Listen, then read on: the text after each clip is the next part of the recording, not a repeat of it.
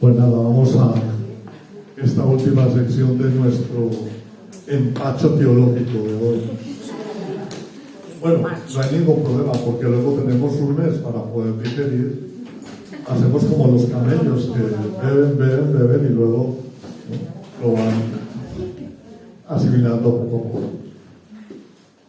Bien, ahora, como ya hemos bendecido y estamos en la presencia de Dios, pues me toca esta sección de Cristología, ¿vale? Ya os hemos dado más o menos el programa. A mí, como yo soy de la vieja escuela, eso de los powers no me sale, pero ¿qué le vamos a hacer? Mirad, solamente me gustaría hacer aquí más o menos un pequeño cuadro de lo que hemos intentado hacer hoy en nuestra sección. Ya veis que hemos tenido con esta la cuarta sección y hemos visto Trinidad, hemos visto Revelación, hemos visto Marcos y hemos visto ahora Cristología. En el orden teológico tendría que haber sido Revelación, Trinidad, Cristología y San Marcos. Ese sería el orden pedagógico. Pero simplemente para no hacer para que no me tengáis que aguantar 2 veces, entonces hicimos esta división. Porque mirad, la cosa es muy interesante. La cuestión tendría que haber sido Revelación, Trinidad, Cristología y Marcos. ¿De acuerdo? ¿Por qué? Porque según nos habían explicado, nos explican qué es la revelación, que sería el fundamento de la fe. La revelación es la autocomunicación de Dios en Cristo. ¿Y cuál es la autocomunicación de Dios en Cristo? Que Dios es Trinidad.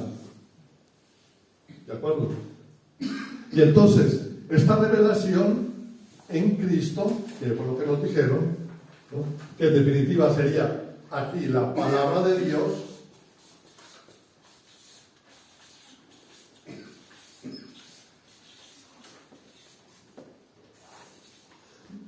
¿no? Que me revela que Dios es Trinidad. La revelación no es Cristo. La revelación es que Cristo me revela a Dios que es Trinidad y que nos introduce a nosotros en Cristo en la Trinidad, más o menos.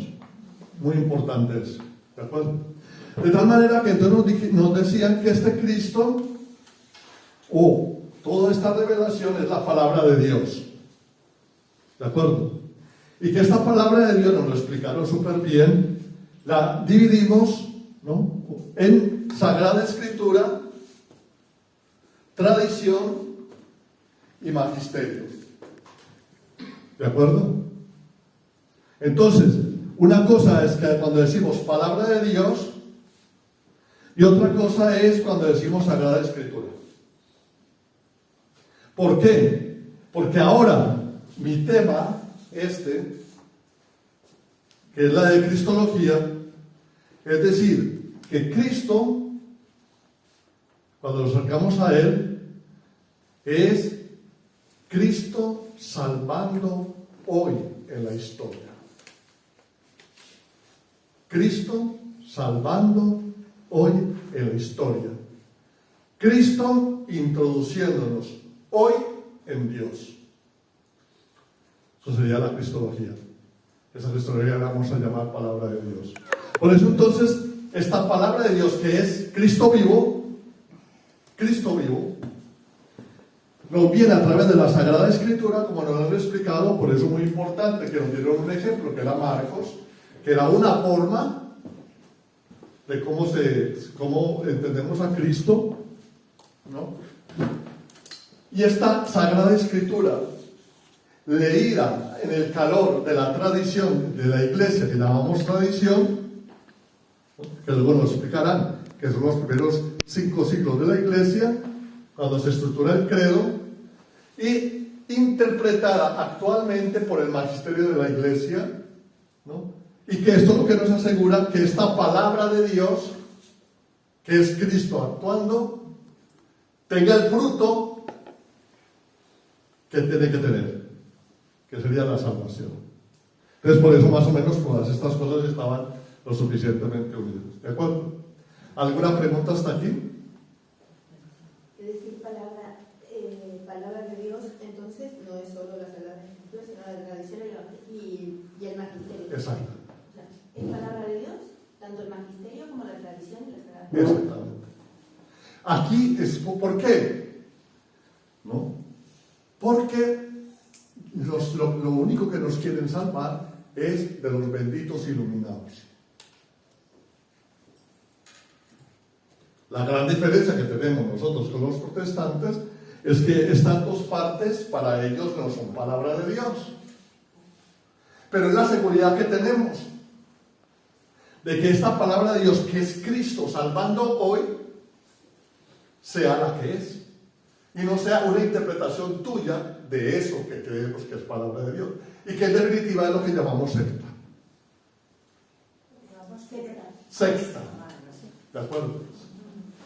Por eso es muy importante. Entonces yo cuando leo la Sagrada Escritura, para que sea palabra de Dios actuando, tengo que estar en consonancia con la tradición y con el magisterio. Eso nos lo va a explicar él de una forma maravillosa como nos hizo la explicación de ahora.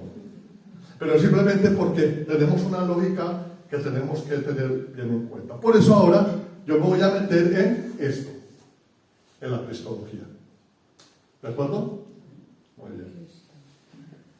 Ahora vamos para allá.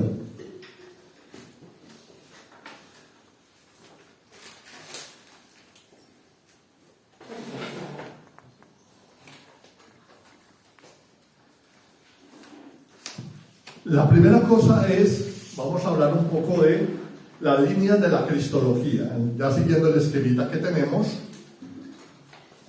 Y a mí me gusta mucho hacer la diferencia entre cristología y cristologías. ¿De acuerdo? Entonces, cuando hablamos de cristología, estamos hablando de Jesús, que salva. Y cuando hablamos de cristologías, estamos hablando de visiones de ese Jesús que salva. Nos dieron un ejemplo, por ejemplo, para la salvedad, de cómo Marcos nos explicó su cristología, cómo Lucas nos explica su cristología, cómo Juan nos explica su cristología, y cómo actualmente también hay muchas cristologías, pero de un solo Cristo. Entonces, por ejemplo, ahora podemos hablar de la cristología de la liberación, podemos hablar de la cristología feminista, podemos hablar de la cristología psicológica. Entonces, todas estas formas son acercamientos a Cristo. ¿De acuerdo? Podemos hablar de la cristología Verbum Dei, por ejemplo, tenemos todo el derecho a hacerlo, que es cómo nosotros vemos a ese Cristo, o ese Cristo cómo nos ilumina la vida. Por ejemplo, cuando nos explicaba el Evangelio de Marcos agarra esa tradición oral que nos explicaban, que se llamaban logias, y según la comunidad que tenía, fue organizando todo eso para que aquellos que le estaban escuchando entendieran un poco la cuestión. Entonces ahora, para que nosotros entendamos a Cristo, a Jesús, salvando ahora, entonces tenemos distintos acercamientos. ¿De acuerdo? Entonces, esta primera cosa entre cristología y cristología es muy importante. Por lo tanto, lo que queremos presentarnos nosotros es la cristología. Son tantas cristologías que podíamos llenar todo este poblado de libros y serían de cristología, porque cada uno de nosotros tenemos derecho a tener nuestra cristología, nuestro acercamiento. Yo qué sé, el grupo de Maús puede ver cuál es su cristología yo qué sé, el Opus Dei, poder ver cuál es su cristología, y no está hablando de otro Cristo, sino de la forma, cómo lo interpreta y cómo le ilumina, ¿no? Nosotros también, al menos lo que a mí me corresponde, sí que me gustaría presentar la cristología desde lo que llamamos cristología de la palabra. ¿De acuerdo? Hasta menos hasta aquí. ¿Qué es la cristología de la palabra? La cristología de la palabra es lo que os acabo de decir. La conciencia que tenemos de Cristo actuando, hoy salvando la iglesia. No que Cristo fue,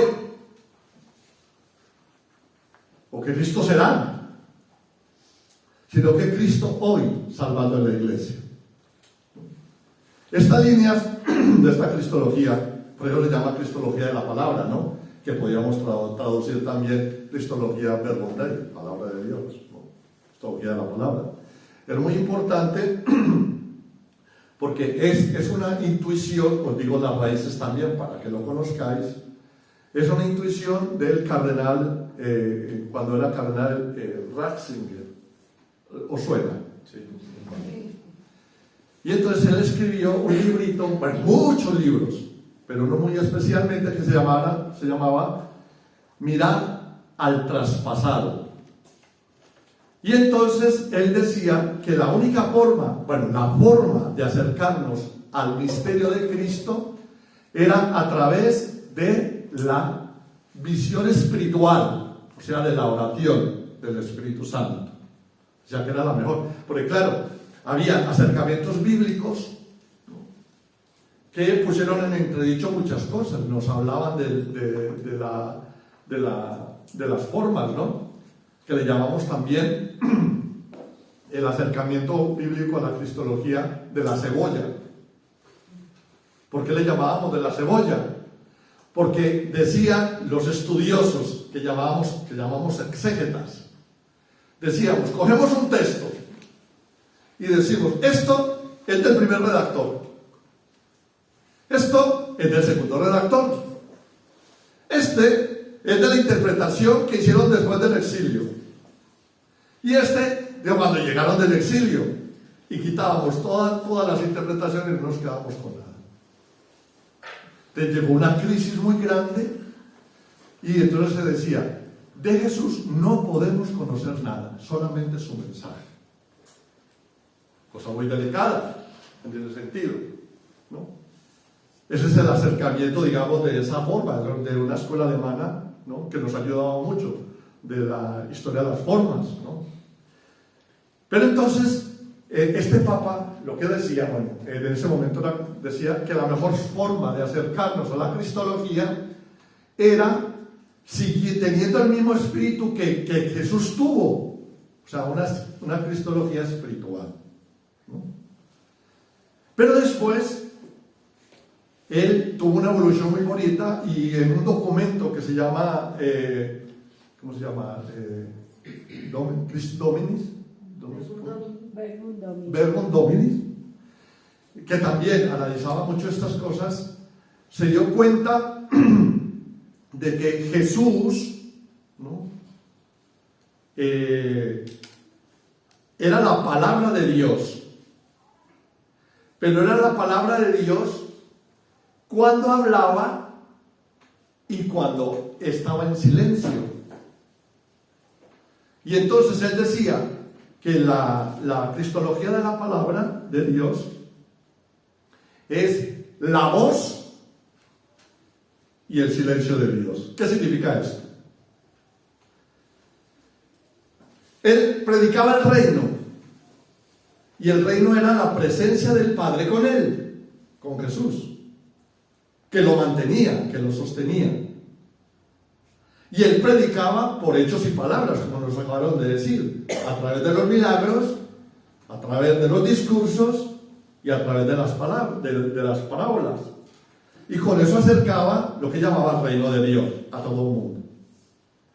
Pero llega un momento en que la gente no le entiende, justamente lo que Belén nos hablaba de la confesión de Cesarea de Filipo, ¿no? Cuando nos hizo la división de Marcos en esas dos partes.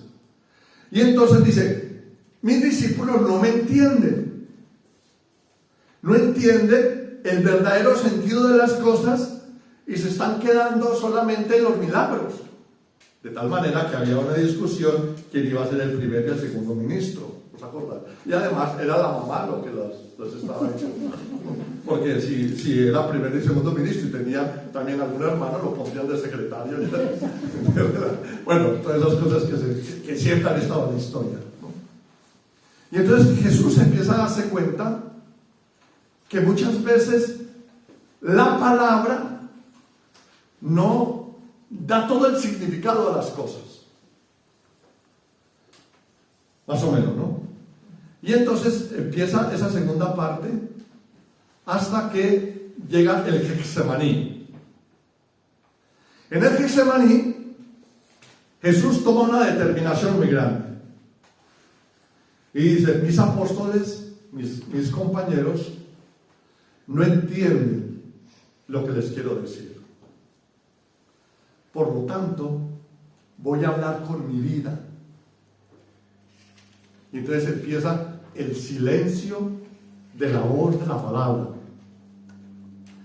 Porque ¿y qué era? Sencillamente que en vez de decir, si me estoy enredando mucho me lo decís, ¿vale?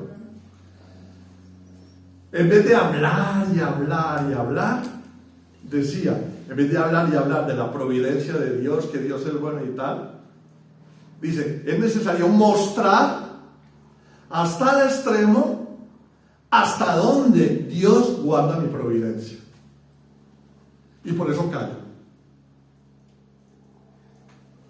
Porque cuando callo, pero mira que callar es hasta la muerte, ¿eh? O sea, que no era cualquier cosita. Decir, bueno, pues entonces desconecto el WhatsApp y ya no más. O ya me salgo de las redes sociales. No. El silencio era tan grande que estaba juzgándose su propia vida. ¿Pero por qué? Porque entonces cuando él fue capaz de abandonarse en Dios, que eso es lo que venía a predicar, inclusive hasta en la muerte, entonces fue capaz de mostrar y que el Padre gritara resucitándolo. Y es cuando se forma la palabra de Dios. Y entonces esta cristología de la palabra es muy bonita, porque dice, tenemos que predicar hasta que nos cansemos. Pero después la gente necesita ver en nosotros lo que estamos diciendo. Porque del dicho al hecho hay mucho, pero del hecho al dicho, ninguno. Y por ello yo creo que es una cosa muy bonita. ¿Por qué? Porque estamos hablando de que la cristología de la palabra es cristología trinitaria. No se entiende a Jesús sin la Trinidad. No se entiende a Jesús sin revelarnos el amor del Padre. No se entiende a Jesús sin el reino. Y yo creo que en este mundo nos puede pasar lo mismo. Mira, ya podemos cantar la sirena, bailar lo que queramos, poner los mejores marketing que podamos. Que el mejor marketing es que te vean a Cristo en ti. Más o menos. Pero muchas veces, ¿no? Muchas veces, como nos decían, ¿no? Muchas veces es en la prueba. ¿O no? ¿Cómo vives esa prueba? Os voy a contar una cosa que la tengo en el corazón, pero bien fuerte, es muy dolorosa. A uno de los sacerdotes que reemplazamos en Mallorca, que era un bestseller, verdaderamente en Mallorca, por alguna situación fue denunciado, ¿no? Y el hombre no fue capaz de aguantar esa denuncia. Se fue a la finca donde vivía, y al otro día lo encontraron colgado y ahorcado. Reacción de la gente. ¿En qué creía? muy independiente a todo lo que haya podido pasar. Muy independiente. Pero qué maravilla cuando se despalabra como vos, a cuando también se despalabra en medio de la prueba, aunque no la llegas a entender. Y nuestro mundo eso es lo que necesita.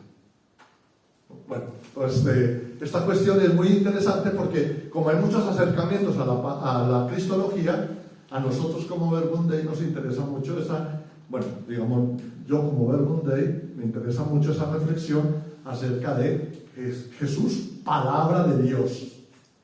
¿De acuerdo? Bien.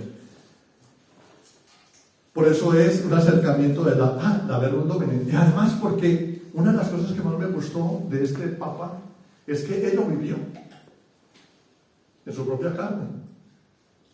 ¿Os acordáis que el Papa Ratzinger, el cardenal Ratzinger, cuando escribió este primer librito, era cardenal, luego lo nombraron Papa? Pero llega un momento en que él no fue capaz, él personalmente, con la sabiduría que tenía, porque era una cabeza cuadrada, pero poco pastor, ¿no? Se dio cuenta de una cantidad de situaciones en la historia, porque él mismo mandó a hacer un diagnóstico de la iglesia, y el diagnóstico que le trajeron es que Madre Santísima. Y le dieron aquel cosa, y el hombre se puso blanco, ya estaba, ¿no? Pero más todavía de lo que había en la iglesia. Y entonces, ¿él qué hace? Dice, yo ya no tengo voz para responder. Ahora me hago silencio. ¿Y cómo se hizo silencio? Se apartó. Se apartó. Porque estaba seguro de que Dios iba a hablar por otro modo, de otra manera. Y está hablando por Francisco. Él mismo experimentó esto que proponía. Nosotros tenemos aquí un ejemplo muy bonito de nuestro fundador. Él decía que predicaba 6 salas por la mañana, 6 por la tarde y 3 por la noche. Y era verdad, porque yo estuve con él en muchos sitios. Y los últimos 10 años o más quedó mudo. Y fue palabra. O sea, que hay un misterio muy grande que bueno, de echarle el diente. ¿Por qué? Porque la mayoría de los cristianos son voz cuando tienen buen ánimo, cuando salen las buenas, y parece que cuando están probados por alguna cosa, parece que no, y es cuando más se tiene que hacer palabra. Bueno, se tiene que hacer palabra siempre, ¿vale? Muy bien, pues continuamos, ¿de acuerdo? Entonces, qué bueno entrar en este misterio de esta línea de Jesús como la palabra de Dios, ¿no?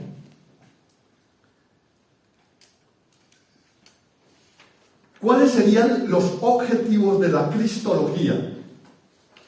Los objetivos de la cristología podríamos desarrollarlo en 4, que llamamos nosotros los objetivos de la encarnación.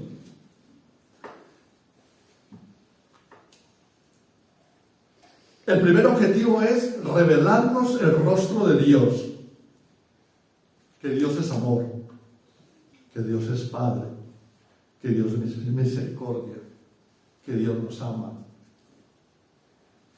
El segundo es revelarnos quiénes somos nosotros y decirnos que somos divinos. En Colombia eso tiene un sentido muy bonito, porque cuando una persona es muy guapa y muy atractiva, dice, tú eres divino, tú eres divina, ¿no? Es decir, que eres divino, es decir, que no eres pecado, sino que eres divino, eres Cristo. Entonces por eso dice que estamos hechos a imagen y semejanza de Dios. San Ireneo, un santo padre de la iglesia, decía, ¿qué imagen? No es como lo que nosotros creemos, porque a veces a nosotros le parece que la imagen es una fotocopia, ¿no? Esta es la imagen de... Pero entonces San Ireneo decía una cosa muy bonita, ¿qué imagen es? un hombre o una mujer que se asoma al espejo y detrás del espejo sale Cristo. Ese eres tú. Por eso el cristianismo es el optimismo. O sea, la huella que tiene marcada la persona es Cristo. Eso es lo que lo viene a revelar Jesús, de alguna manera. La tercera es que nos viene a sanar. El pecado existe, nos hiere, nos herimos, y estamos en un mundo de heridas, pero por todos lados. Y Él dice que viene a sanar los corazones destrozados. Eso está en Lucas 4, que lo hemos leído hace poquito. Viene a sanar el pecado. Pero además con una característica muy bonita que dice la carta a los Hebreos. Y es que Dios no tiene memoria. A mí me gusta mucho eso. Porque yo sí que tengo. Y me remuerde. A Dios no. En el último momento en que te pusieron la absolución de los pecados y el sacerdote te dio la absolución, eso se borró completamente. Y entonces te hace una nueva creación, una nueva criatura. Por eso nos sana. Y el último objetivo también de la cristología vendría a ser en convertirse en nuestro modelo. Yo soy el camino, yo soy la verdad y yo soy la vida. Él es el modelo. Entonces el objetivo de la cristología es que yo conozca a este Jesús, lo ame y me transforme en Él. Y entonces por eso, pues, tiene una repercusión muy grande. Y yo creo que una de las cosas más interesantes que al menos nosotros sí que intentamos decir es: tu vocación más profunda no es ser médico. Tu vocación más profunda no es ser ingeniero, o ser portero, o ser conductor. Eso es una realización de esa forma. Tu ser más profundo es ser Cristo. Pero además, si seguimos, porque estamos diciendo que es de la Trinidad, estamos diciendo que ser Cristo, como Cristo es uno de la Trinidad. Y la Trinidad es comunidad. Por lo tanto, el ser más profundo mío es ser comunitario. Más o menos. Nosotros interiormente somos comunitarios. Necesitamos la comunidad. Y yo creo que eso es una de las cosas más importantes que tenemos. Pero también el poder entender que el otro es Cristo. Eso tiene la dignidad humana más grande. El otro no es cualquiera. El otro es Cristo. Eso es lo que se llama la dignidad. Y que de entre todos formamos el cuerpo de Cristo. ¿Me estoy elevando mucho o más o menos? Vale. Porque eso es la cristología, entonces es muy bonita de tenerla en cuenta. ¿Cuáles serían entonces los niveles de la cristología? Los niveles de la cristología vendrían a ser 3. Yo lo que digo es porque si algún día agarráis, por ejemplo, un libro que es de cristología, ¿no? Podéis saber y te os preguntan: oye, este libro está bien. Entonces vosotros decís: tráigamelo para acá. Entonces ves el índice, ¿no? Y si tiene estos 3 requisitos, este libro es de cristología. Si no, me tendrás que saber de qué. Porque ahora hay tanto iluminado por ahí, ¿no? ¿Cuáles son? El primer nivel es que Cristo preexistía, la preexistencia. ¿Por qué? Porque el tiempo y el espacio están creados para el hombre. Dios no tiene ni tiempo ni espacio. Dios es un presente continuo. Eso es muy interesante. Nosotros somos los que... La creación está hecha en el tiempo y en el espacio. ¿Pero por qué? Porque el tiempo y el espacio es la posibilidad que te da Dios para que tú optes por Él. Porque si la conversión es una amistad, yo tengo que optar por esa amistad. Y por eso hablamos de que estamos en la iglesia militante, ¿no? Eso es una cosa interesante para no alargarme más, ¿no? Pero en Cristo no. En Cristo es preexistente, es eterno. Eternidad no significa muchos años en la historia. La persona más vieja de este mundo ahora tiene 116 años. Y uno dice, madre mía, si la eternidad es tener como Matusalén. Dios, qué angustia, ¿no? Y en medio que me tengan que limpiar y todo, porque, hombre, ¿no? Por eso el transmodernismo significa que, a ver cómo quitamos todas esas cosas para mantenernos en el tiempo y en el espacio lo más longevo posible, la mejor cosa, ¿no? Es eterno. Ha existido siempre. Es Dios. Y aquí hay dos versiones muy bonitas de cómo se sostiene esta preexistencia. Por un lado está el Evangelio de Juan, con la teología que llamamos la teología del Logos. En el principio existía la palabra, y la palabra estaba con Dios, y la palabra era Dios. No, es una forma filosófica de la preexistencia. Pero otra forma de que los evangelios sinópticos especialmente han profundizado en la preexistencia era en lo que ahora nos decía Belén de los evangelios de la infancia.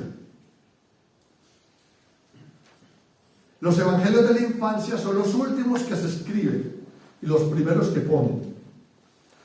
Porque como estaba Marcos, el que estaba, pero casi nadie tenían que decir, oye, acuérdate que este era, que preexistía.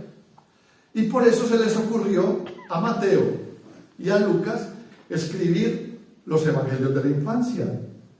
La Anunciación, que es en Lucas, por eso Mateo se llama, Lucas se llama el Evangelio Mariano, y en Mateo es la Anunciación de José, ¿no? Todos anunciando que viene, que va a ser hijo de, ¿no? Y entonces hacen ese tipo de teología tan bonito. Entonces Mateo se llama el Evangelio josefino, que es José, ahí el que está, eso, ¿no? Esa anunciación que casi no le hacemos mucho caso, pero María era llena de gracia y el Mateo no estaba lleno de gracia, estaba con pecado con nosotros, y sin embargo vaya pela que tuvo, ¿no? Y solamente porque se le apareció y mira, cásate con ella porque lo que viene es mío. Pues sí, bueno, se llaman los anahuim, los pones de llave. ¿Sabes por qué? Es que yo muchas veces me hago mi composición de lugar, porque es la única forma como yo entiendo esto. Yo tengo 5 hermanas y mi padre era un señor padre. Y yo siempre me imagino que una hermana mía llegara un día a decirle, papá, estoy en embarazo. Y mi padre, ¿y quién es? Del Espíritu Santo. Bien, la preexistencia, ¿no? Es decir, siempre tenemos que partir que Jesús es Dios, no solamente un profeta, que muchas veces es lo que nos quieren vender. Luego estaría la existencia. Además, desde Heidegger, existencia significa salir fuera, existir, ¿no? Existir en el tiempo y en el espacio. Y a esta existencia en cristología le llamamos jesuología. O sea, toda la historia de Jesús. Desde la encarnación, desde que nace, hasta que muere. Porque la resurrección es un acontecimiento metahistórico. Eso ya lo hablaremos cuando nos toque. Pero entonces, qué cosa tan bonita la existencia que nos narra una cosa muy grande. Y es Jesús, que como cada uno de nosotros tiene que aprender todo. En estos días está un poquito así despistado y dice, yo quiero ver una película de Jesús o algo así, ¿no? Así descanso un poquito. Entonces me metí en internet y apareció la Sagrada Familia.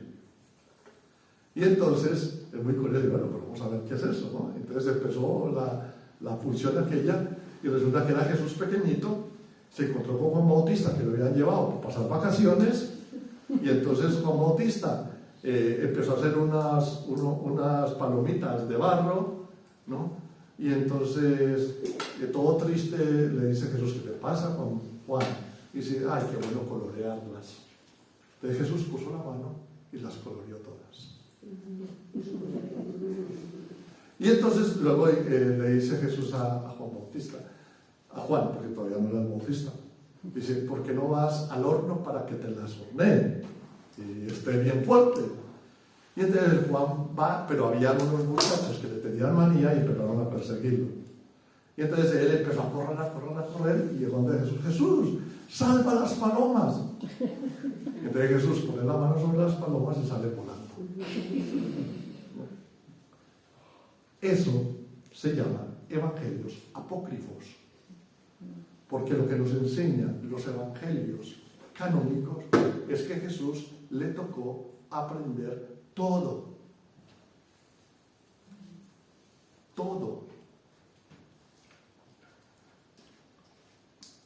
Aprendió a leer, aprendió a ser amigos.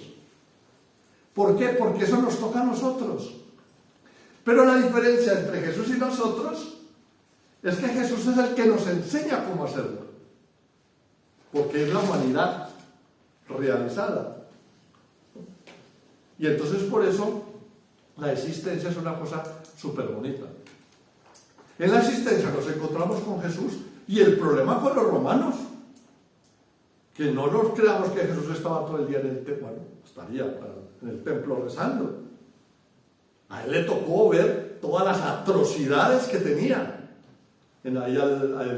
Con toda la injusticia del pueblo romano, especialmente cuando les subyugaban y cuando se llevaban. Imaginaros que una de las teorías de la no virginidad de María, ya lo sabéis, era de que María había sido violada por un soldado, porque era lo que hacían.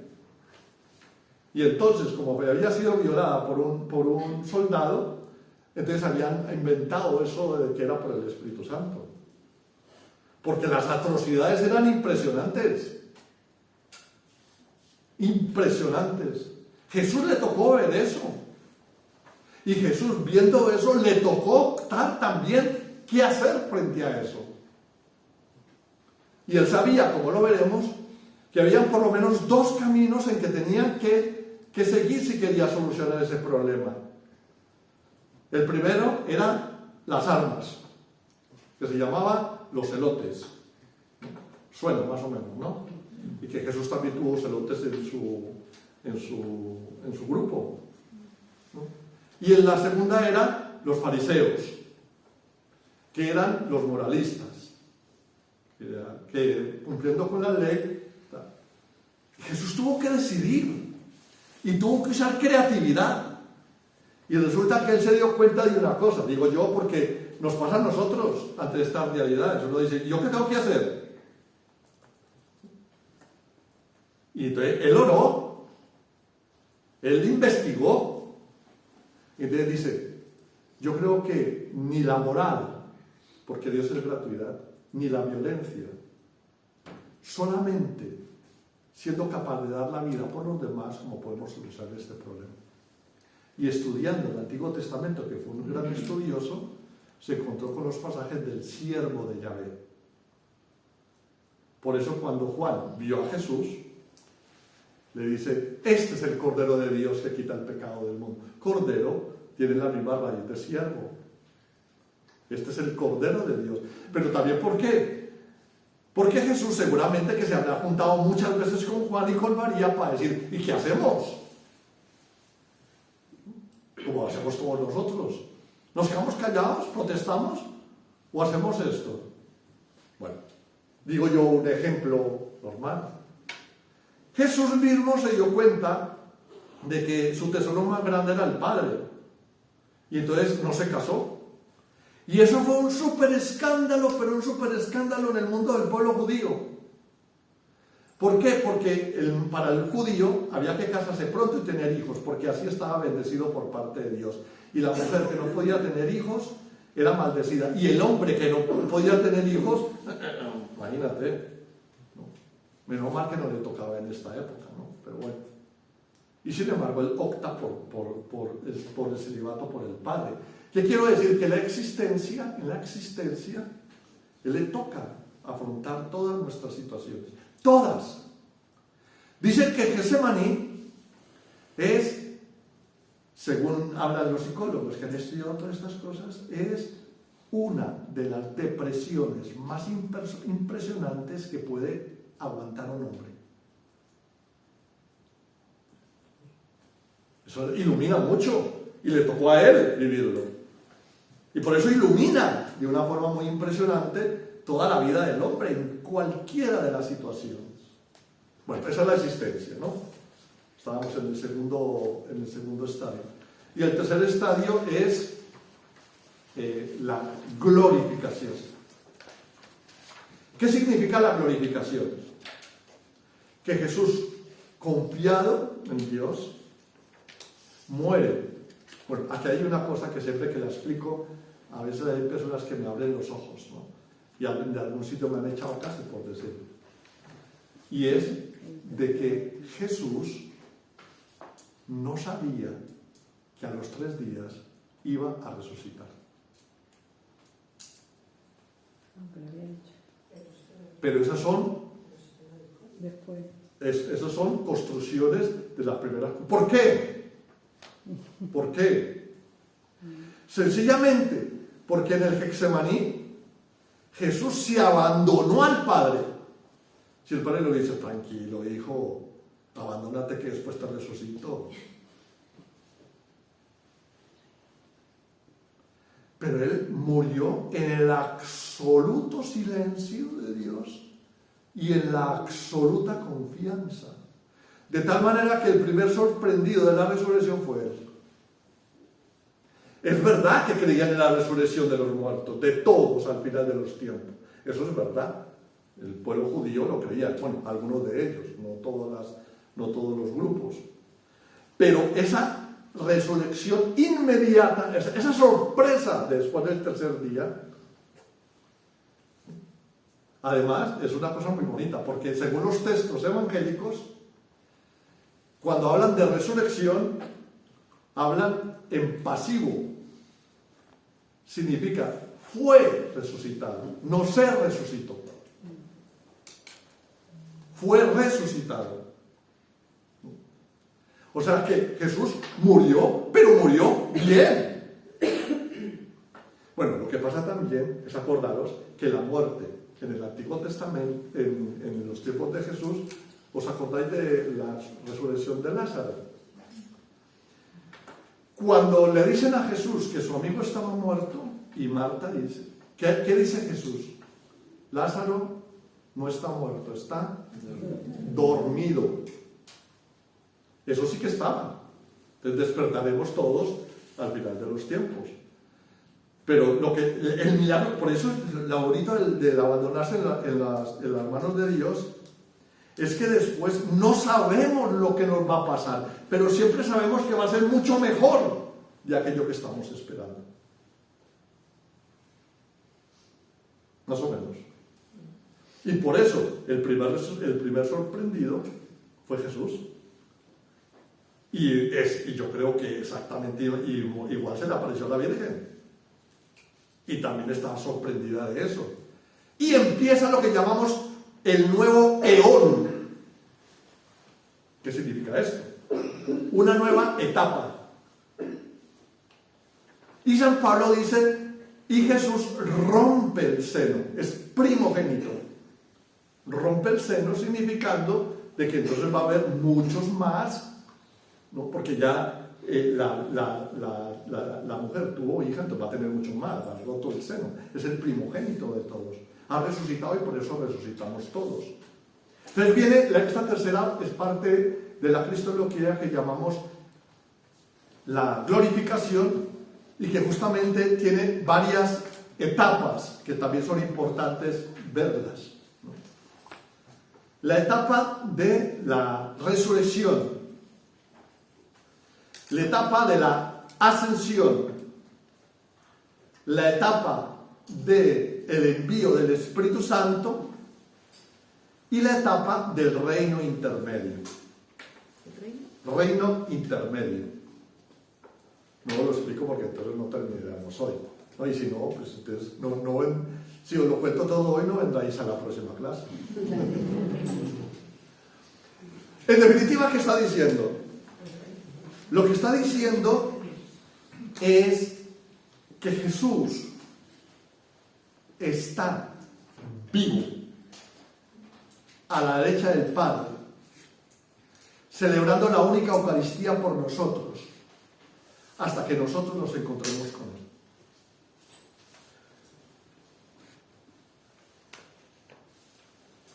Por eso, nosotros los sacerdotes, los que tenemos el ministerio ordenado, solamente somos representantes de Jesús en la celebración de esa única Eucaristía que se está celebrando al lado del Padre. Una cosa muy bonita. Lo que pasa es que, como solamente, al menos en Mallorca, me dan media hora para celebrar, porque si me paso 10 minutos parece que ya están sentados en un hormiguero, ¿no? Entonces no hay tiempo de hacer este cambio de tiempo, de entrar en este tiempo de Dios, para poder disfrutar de esta Eucaristía celestial. Entonces, además, una cosa muy bonita, que entonces si Jesús está a la derecha del Padre, celebrando esta Eucaristía, orando por nosotros. Eso es Juan 17, en el capítulo 17. Hasta, esto ya es un poco más complicado, pero vamos a ver si lo logro explicar. Hasta, eso es lo que llamamos el reino de Cristo, ¿no? Reino intermedio.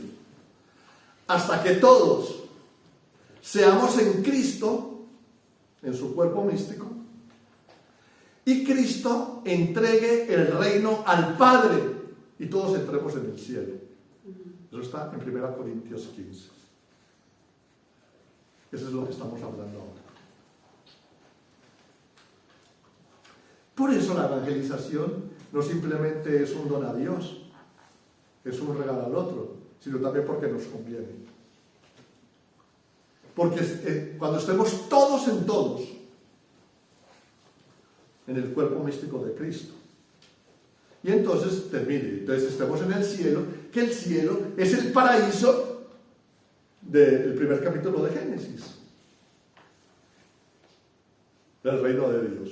Bueno, esos son los tres, digamos, estadios de la cristología, más o menos, ¿no?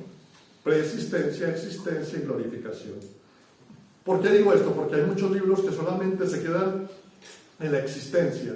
Nos presentan a un Dios profeta muy bueno y tal, el mejor de todos, es un modelo moral, pero se les olvida que es Dios, o se les olvida que está resucitado a la derecha de Dios Padre, orando por nosotros. Y más todavía, se les olvida que todos nosotros formamos su cuerpo. Eso es lo que llamamos la teología del cuerpo místico de Cristo. Y por eso esta globalidad me parece súper importante para tenerla en cuenta. ¿Cómo se divide, digamos, para el estudio de la cristología? Se divide en 3 bloques importantes. El primer bloque le llamamos el bloque bíblico. El segundo bloque le llamamos el bloque dogmático. Y el tercer bloque le llamamos el grupo soteriológico.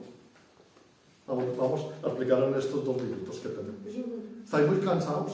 No. Entonces seguimos. No. Mirad, el bíblico está dividido en 2 partes. La primera parte es el Antiguo Testamento. Y le llamamos prefiguraciones de Cristo en el Antiguo Testamento. Porque en el Antiguo Testamento no hablan de Cristo. Pero hay prefiguraciones que nos lo muestran. Y entonces dicen que hay mediaciones celestes y mediaciones terrestres. Eso lo veremos la próxima semana o cuando nos toque. ¿Vale? Ese es el Antiguo Testamento. Cristo mediador. Luego en el Nuevo Testamento nos encontramos con la vida de Jesús. Esa vida de Jesús lo dividimos en la infancia, la vida oculta, la predicación del reino y el misterio pascual. Todo eso es lo que estudiamos en el Nuevo Testamento. Luego, en la parte dogmática, que sería el bloque 2, estudiamos 5 concilios. Os voy a decir los concilios, pero no más, porque si no. El concilio de Nicea, el concilio de Constantinopla I, el concilio de Éfeso, el concilio de Calcedonia y el concilio de Constantinopla III. Y cada una de estas cosas termina en la confesión de fe de que Jesús es una persona divina con 2 naturalezas, humana divina, sin mezcla ni distinción. Que es lo que creemos nosotros. Jesús es una persona divina con 2 naturalezas, la naturaleza humana y la divina, pero sin mezcla ni distinción. Porque es Dios nos salva, porque es hombre, podemos seguirle, ¿no? Entonces ahí es donde está todo el misterio de eso. Entonces habría que al menos poner algunas cositas sobre eso. Yo sé que esto es simplemente un repaso, no lo vamos a estudiar a fondo porque entonces necesitaríamos mucho tiempo, pero al menos que esto es lo que constituye todo eso. Y después la soteriología. Soteriología. No es de magia, Sotereo, salvación. Logía, historia, el cómo nos salva Dios. Cómo nos salva Jesús. Y entonces el principio de la soteriología es que Jesús muere por nuestros pecados y por nuestra salvación. Y entonces estudiamos un poquito qué significa esto a través de la Iglesia, a través de las figuras que nos van a seguir. Bien, esto es más o menos un poco así la presentación de todas estas cosas. La próxima vez nos quedamos en la parte bíblica hasta donde lleguemos, despacito, ¿no? Y así vamos haciendo, y qué bueno el poder más o menos darnos cuenta de que no nos acercamos a Jesús como una arqueología,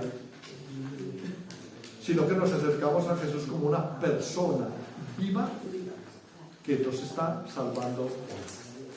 ¿Alguna pregunta? Sí. Cuando dices que Jesús le tocó aprender todo, me llama la atención cuando que tenía 12, dice, me tengo que ocupar de las cosas de mi padre. ¿Qué entendía él ya ahí a esa edad? Eso te lo contestamos cuando estudiamos la vida oculta de Jesús, porque es que, ¿sabes cuál es el problema ahí? Solamente una piztica nomás. El pueblo judío creía que Dios era el padre del pueblo judío, de todo el pueblo. Pero Jesús empieza a tener una relación con el Abba, con el Padre, tan personal, que empieza a decir mi Padre. Mi Padre. De tal manera que cuando la pérdida de hallazgo del templo, cuando Jesús dice, tengo que estar en las cosas de mi Padre, lo que escandaliza a José y a María y lo que no entienden es como este muchachito dice, mi Padre. ¿Pero dónde sacó esto? Porque era verdaderamente una herejía decir eso. Y entonces, pero es por una amistad que tenía ahí. Bueno, pues. Pero, perdona, la Virgen ya sabía que había engendrado al Hijo de Dios, ¿no?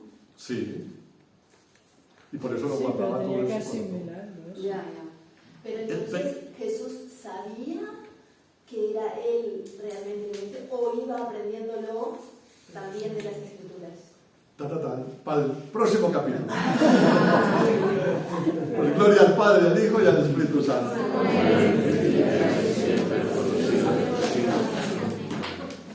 No puede ser.